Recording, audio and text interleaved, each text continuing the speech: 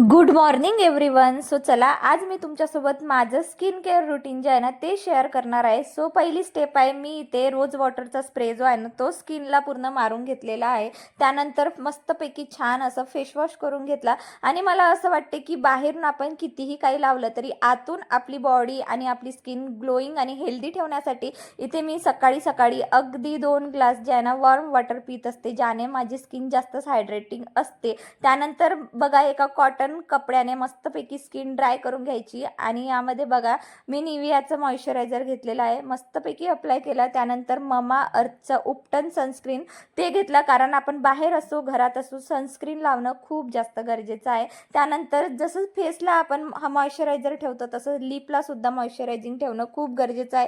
म्हणून इथे मी शुगरचा लिप बाम घेतला आणि मस्तपैकी रेडी झालेली आहे. मी माझं चहा एन्जॉय करते. भेटतेच तुम्हाला पुढच्या व्लॉगमध्ये. So bye.